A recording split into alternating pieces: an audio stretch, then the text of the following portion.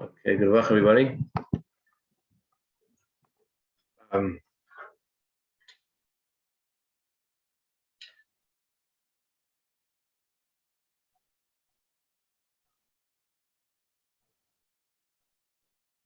L'chaim v'racha.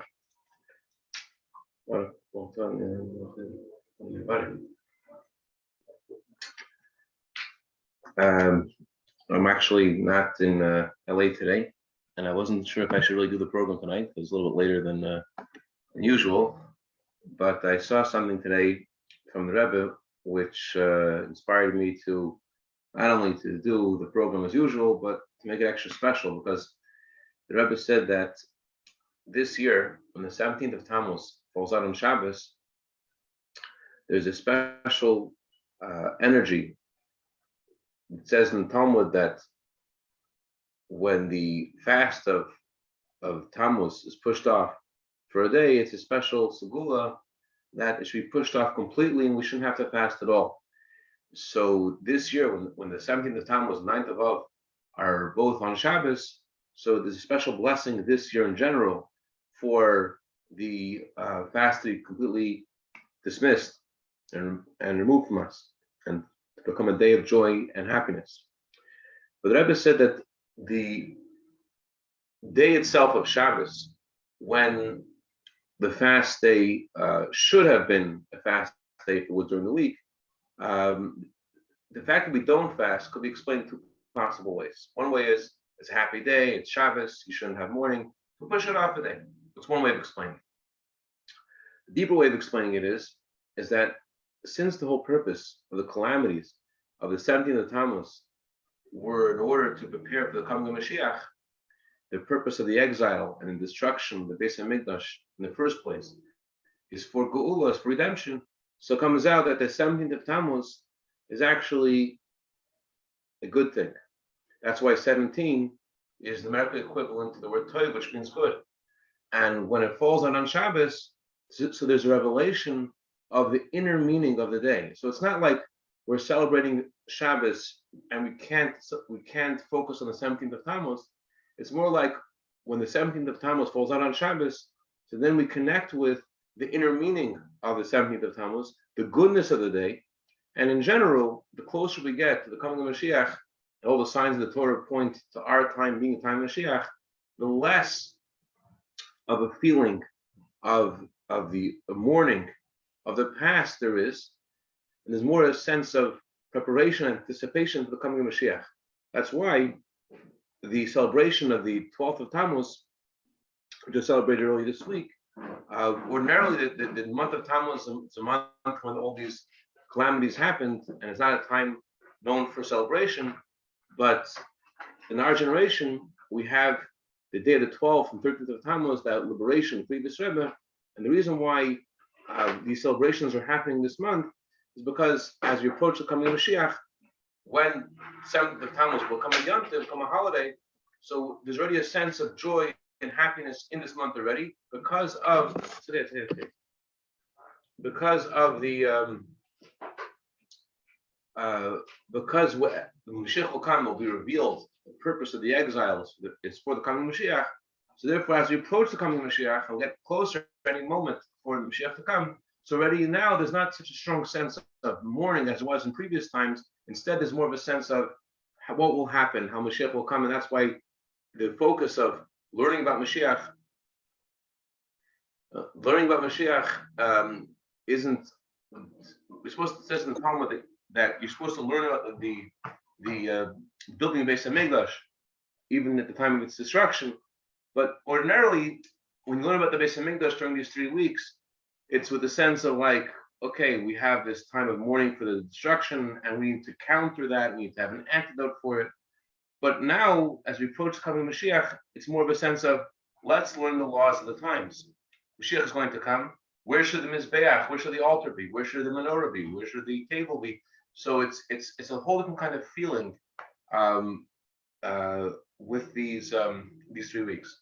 So on that note, the positive energy that the Rebbe gives us with this perspective of understanding where we are in history and what these 3 weeks are and what the focus should be, is very connected to the stories that I want to share with you. I want to share with you two stories.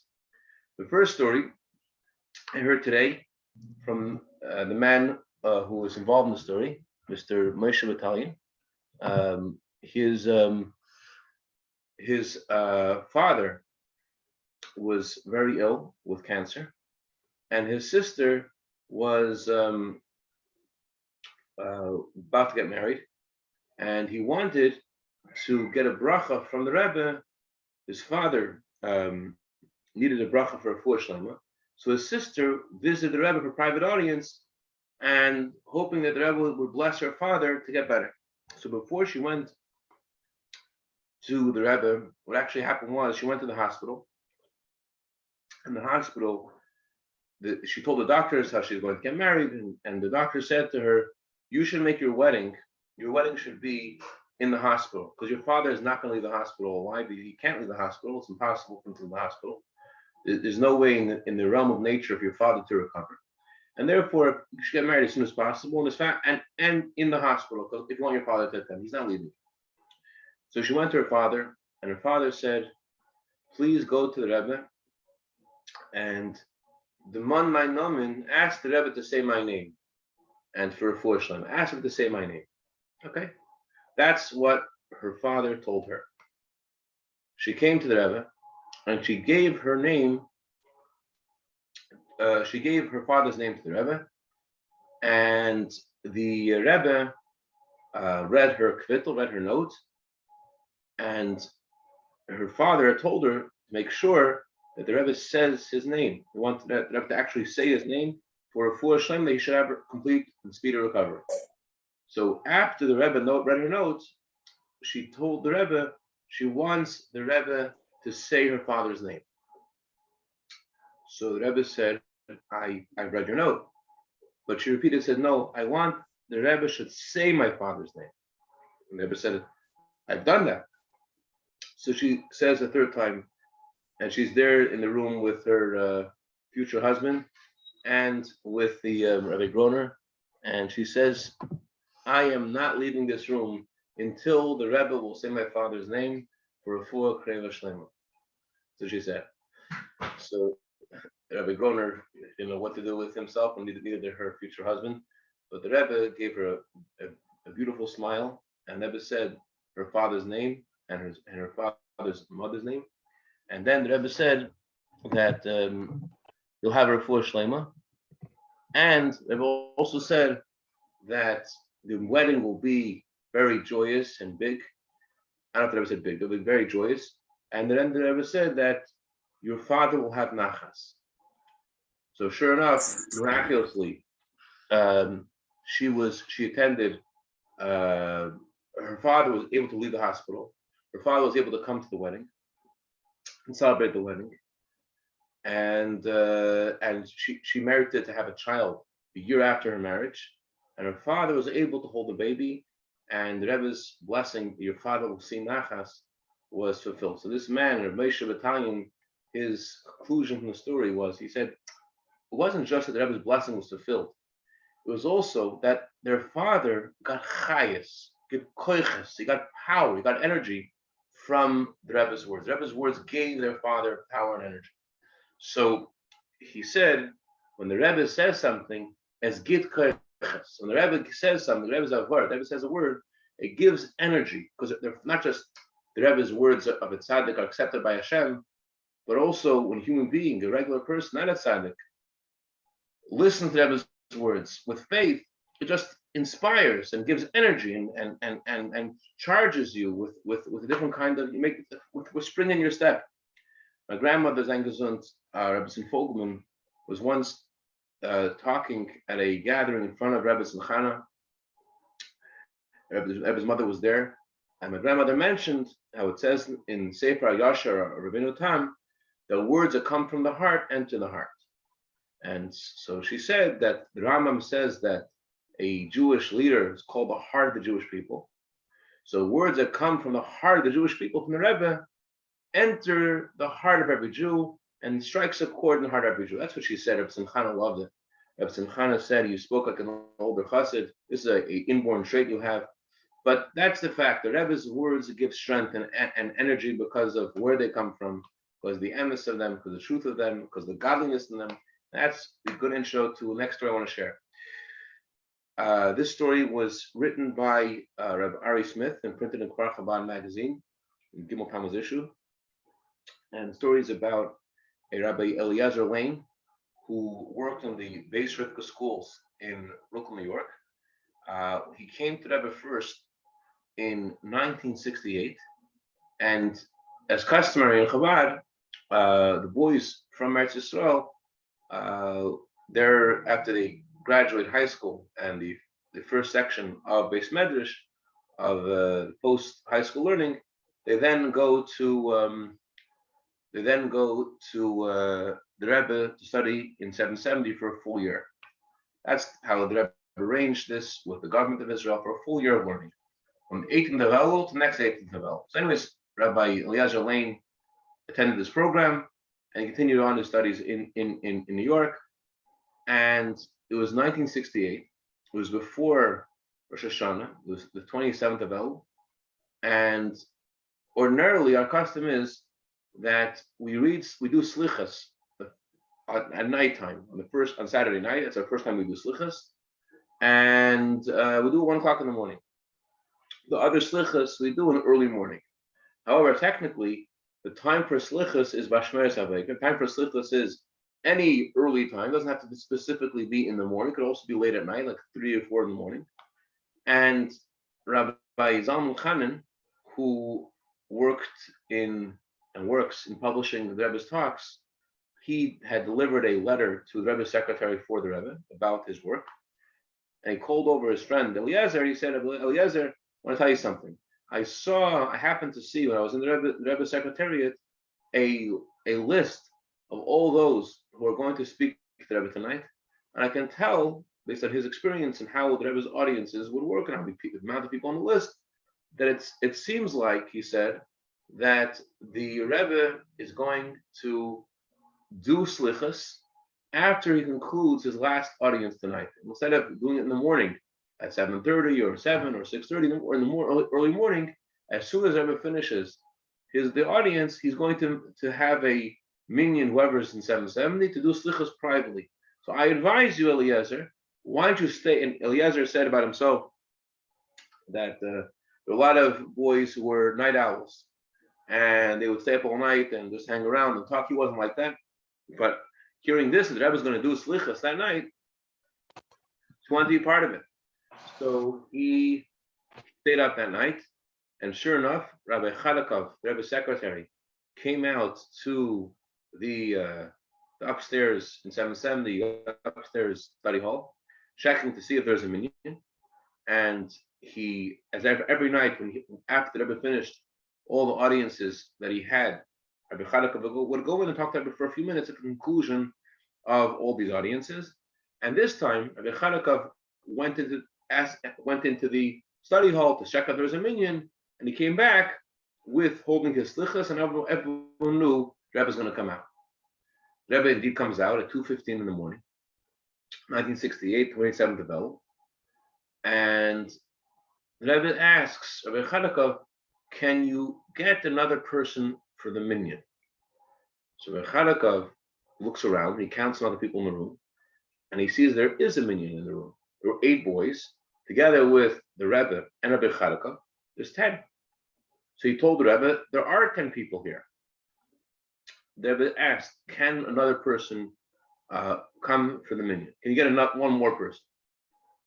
Okay, something's going on. So there were some boys that had gone to sleep that night in the another section of 770. Some boys wanted to make sure they got up in the morning for the 8 o'clock Hasidus class that the Rebbe instituted. In previous times in Lubavitch, there was no Friday morning class because the boys would stay up on Thursday night till very late at night. So Friday morning there was no official class, but the Rebbe instituted that their class should be as usual, just a half hour later. 8 o'clock in the morning is the Hasidus time, so some boys wanted to make sure they were there, and they slept in 770. So they found this guy who was sleeping there. They woke him up. The Rebbe was waiting. He come. He washed. They gave him Negelwasser. He runs over, and he joined the Minyan. As soon as he comes in, the Rebbe they began slichus. They didn't know what it meant. They didn't know why they needed more people. They didn't know what, at all what was going on. A few months later, it was the second night of Hanukkah.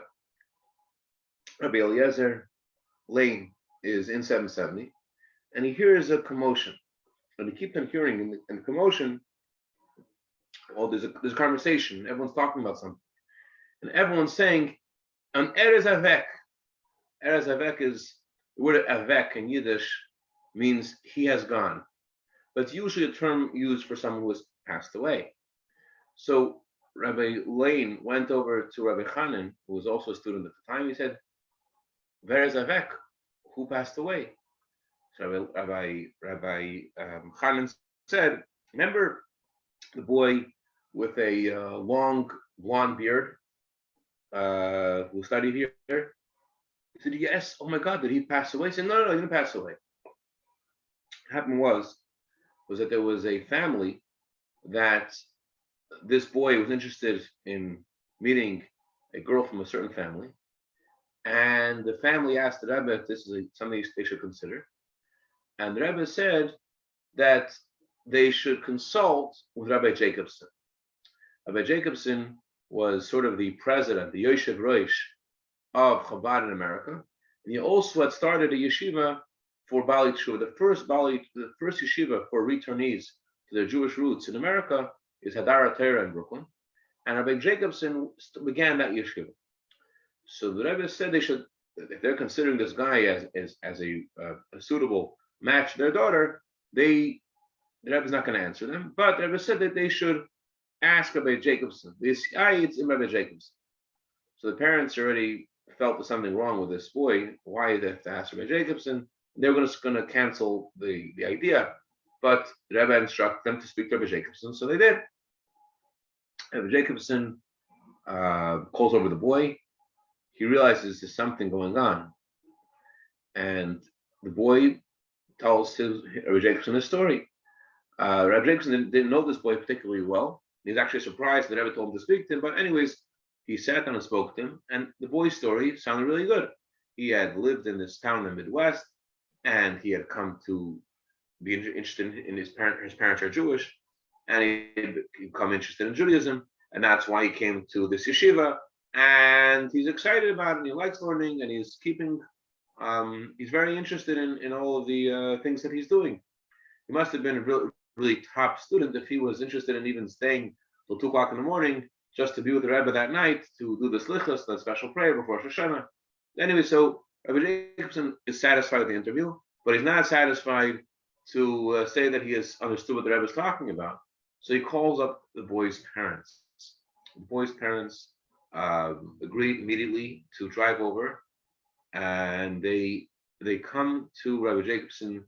I don't know where they were living at that time, but wherever they were living at that time, they drove over from where they were, and they arrived in 770 that day, and Rabbi Jacobson met them together with their son. So Rabbi Jacobson said, listen, I don't know what the story really is, but I do know is that the Rebbe's avart, the Rebbe says something, it's not to be ignored. There's something here the Rebbe is asking me to find out, and I'm asking you to please be transparent with me about your son. This is pertinent for your son and for his future, and I need you to be open with me. Tell me what's really going on. So the mothers told the boy he needs to leave the room. He leaves the room. The mother says to Rabbi Jacobson that they wanted to have children for many years. They couldn't have children. So their son, who was always their son, was actually adopted. So I don't know if anyone would advise Rabbi Jacobson, any psychologist would advise Rabbi Jacobson to do what he did, but by divine providence, Rebbe asked him specifically to take care of the situation. So apparently what he had done was the right thing for that particular story. He calls the boy back in. He says to the boy never knew he was adopted. He tells him that you're adopted and you're not Jewish. So when the boy discovered he wasn't Jewish, he took off his hat, took off his jacket, and he just ran away. And no one heard from him again since. So there obviously was something else going on in his life besides um, his uh, his biological Jewishness or not, or real Jewishness or not. Obviously, something else was going on in his life. For the fact that he rejected everything completely and totally, immediately discovering that he's not Jewish. But it says in Tanya that when there are 10 Jews together praying, even if an angel would be there, the angel will be disintegrated by the holiness of this of the 10 of the Shekhinah, of the divine presence that rests when there are 10 Jews there. So apparently, in ways that we can't possibly know, the Rebbe, so the Rebbe didn't wasn't able to, he knew the Shekhinah wasn't there, or however else the Rebbe knew it, and therefore the Rebbe said they should get someone else for the minyan. So that's the story I wanted to share tonight. And the bottom line is that when we learn things from the Rebbe, whether it's a talk of the Rebbe, or it's a discourse, or it's a letter, the Rebbe's words are gid koiches. They give us energy, and they give us direction. They give us life. And Hashem should help. We should see the fulfillment of the Rebbe's words, how we are on the threshold of Geula, threshold of coming Mashiach.